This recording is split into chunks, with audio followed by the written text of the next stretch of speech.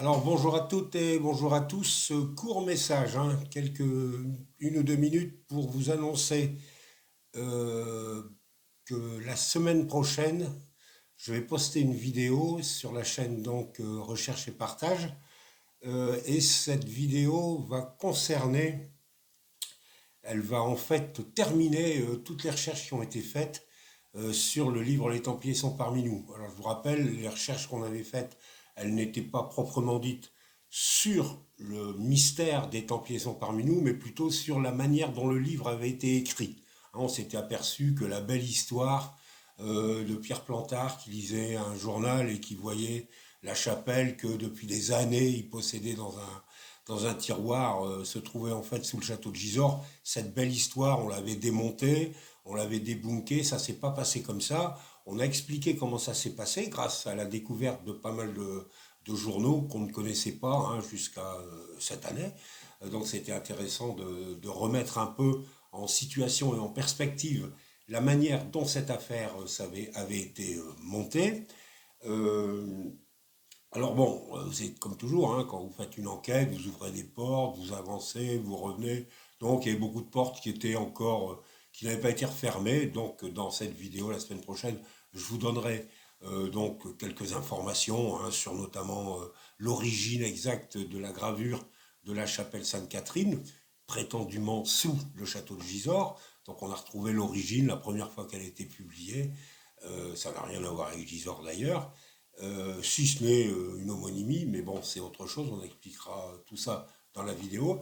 Mais surtout, quand on s'était intéressé à l'ambiance, à, à l'environnement dans lequel s'était déroulée, j'allais dire, la rédaction de ce livre, il suffit que vous regardiez les vidéos précédentes pour voir que ça n'a pas été tout simple. Le livre n'est pas sorti facilement. Il a fallu l'intervention de pas mal de personnes.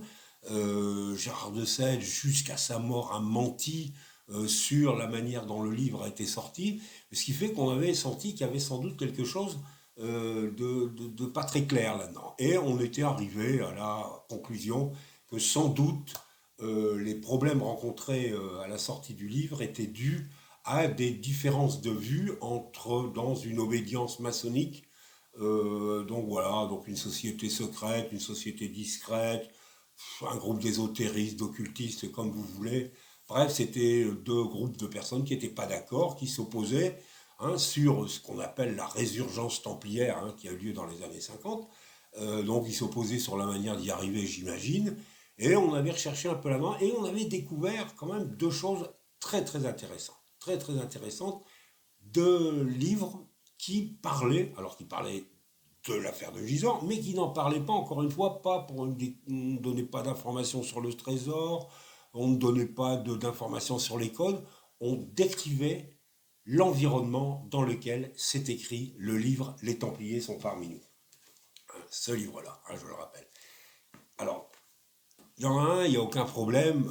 Je sais, parce que j'ai rencontré, ici, là, les photos que je vous mets, j'ai rencontré Bernard Charpentier, qu'on voit quand je l'ai rencontré, et je l'envoie quand on est plus jeune avec une personne, qui est Madeleine, qui est la deuxième femme d'Henri de Montfred. Je savais par Bernard Charpentier que un des deux livres avait été écrit sur Rennes-le-Château. Donc celui-là, il n'y a pas de secret. Je veux dire, c'est celui-là. Le deuxième livre, c'est un peu plus compliqué parce que le deuxième livre a été écrit d'ailleurs par une personnalité importante de la littérature et de la production cinématographique française, donc quelqu'un de très connu, quelqu'un qui a vraiment très connu, qui a écrit des dialogues, qui a écrit des films qui ont été oscarisés, c'est pas n'importe qui, cette personne vit encore, et on soupçonnait qu'un de ses livres parle justement de l'affaire des Templiers sont parmi nous. Donc on l'a contacté, on a échangé, bon, il nous a envoyé sur les roses d'une manière pas possible, on envoyé un mail, on dit arrêtez de m'emmerder, tout ce que vous racontez c'est des conneries. Bon,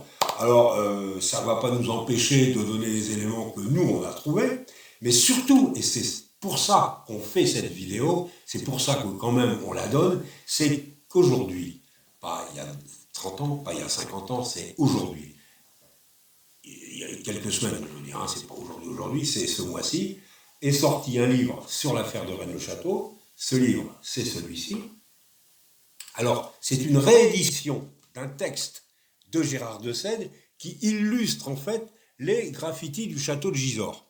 Il y a un monsieur qui s'appelle Serge Ramon qui a estampé les graffitis du château de Gisors.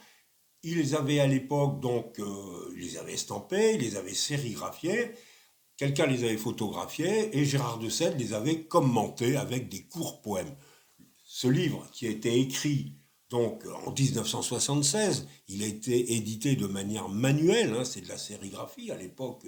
Pour ceux qui ont été maoïstes dans leur jeunesse, ils se souviennent, quand on faisait des journaux, on les faisait à la rodéo-vietnamienne, comme on disait. Donc là, c'est un peu comme ça que ça a été fait, même si c'était pas des gauchistes, hein.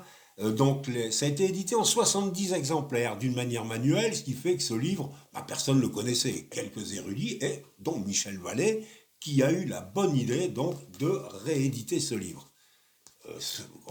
Donc 60 ans après, 50 ans après, j'allais dire la première édition, mais 60 ans après les faits. Et dans ce livre, édité donc cette année, c'est un nouveau texte de Gérard de Sède, c'est un texte qu'on ne connaît pas de Gérard de Sède, c'est toujours intéressant, et c'est un texte qui parle de l'affaire de Gisors. Les deux livres que nous soupçonnions d'avoir été écrits pour commenter l'affaire de Gisors, même celui dont l'auteur nous jurait sur ses grands dieux que ce n'était pas vrai, sont référencés dans le livre de Gérard de Sède. C'est extraordinaire. Gérard de Sède, c'est extraordinaire que tout arrive en même temps. C'est-à-dire que la réédition du livre est faite, on découvre un livre que Gérard de Sède a écrit il y a 50 ans, et on découvre, nous, qui avons recherché et qui étions persuadés que les deux livres dont je vous parlerai donc dans la prochaine vidéo, nous donner des informations sur l'ambiance, sur l'environnement, sur les raisons, sur la personnalité de certaines personnes. Un des deux livres parle de Pierre Plantard, alors évidemment de manière cachée, mais il nous donne ses manières de travailler. C'est extraordinaire. Ne manquez pas la semaine prochaine cette vidéo qui vous parlera donc de deux livres. Je ne vous dis pas lesquels, parce qu'on va pas... Bon, il faut un petit peu de... on va spoiler la vidéo, mais je vous invite la semaine prochaine, donc inscrivez-vous sur la chaîne Recherche et Partage, comme ça vous serez prévenus dès qu'elle sera en ligne. Donc voilà, je vous dis encore une fois, à la semaine prochaine, ne manquez pas cette vidéo, elle est terrible.